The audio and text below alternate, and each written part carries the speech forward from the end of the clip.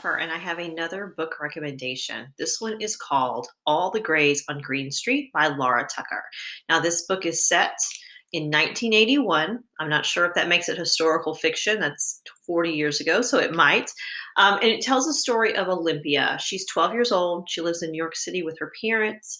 Her mom is an artist. Her dad is an art restorer, and he works in a loft studio that's like one floor, two floors above them, their apartment, which is also a loft in an industrial area in New York. So, the beginning of the story, we discover that Olympia's father has disappeared, and we really don't know for sure where he is. There seems to be some mystery around him. There is maybe a female involved. There's maybe some art that has gone missing that he's involved with, because there starts to be these unusual characters showing up around the studio asking where her father is.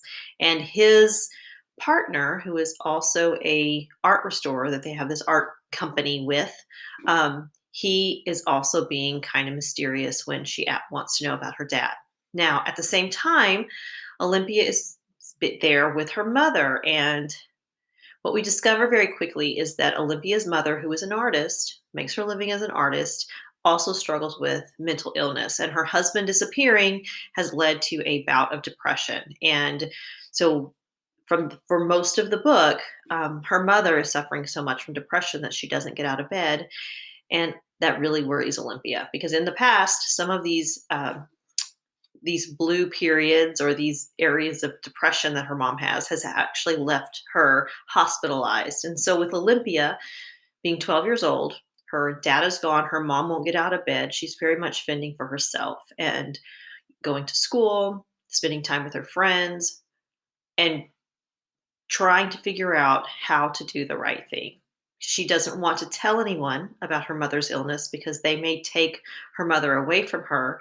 So she's very protective of her mom, but at the same time, she's a 12-year-old alone and she needs an adult to take care of her. And there's lots of little details that if you have been to New York City, you will recognize. They do a lot of walking around. They use some public transit. One of her friends' dads works for the subway system, and they take a school trip to the Met, which is one of my favorite museums if I'm in New York City, to go to the Met. And there's this interspersed throughout the story, this school project about Egyptian culture and mummification. And Olympia does a lot of thinking and reflecting on that and ties that kind of through her whole story. In the end, things work out. I don't want to spoil too much, but she finds out where her dad is. Her mom does get some help, so we're left with some hope at the end of the story.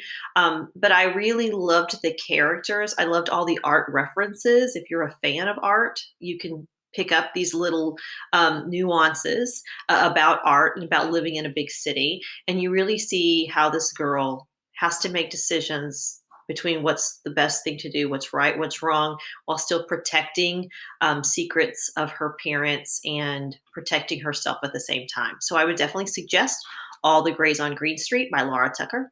Happy reading.